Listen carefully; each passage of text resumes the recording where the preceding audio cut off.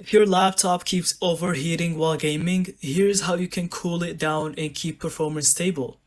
First, check your ventilation. Make sure your laptop is on a hard surface, not on a bed or couch. If you can, use a cooling pad with fans. That extra airflow makes a huge difference. Second, go inside your system settings. In Windows, open the power plan and set it to balance. To do that, go to the power plan on your system settings and press on Change Advanced Power Settings. It'll open this tab.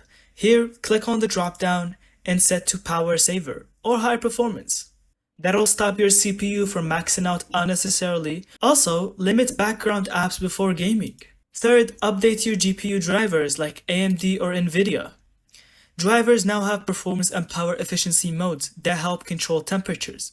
Fourth, lower your in-game settings. Reducing shadows, anti-aliasing, or frame rate caps can cut heat up, build up without killing your gameplay.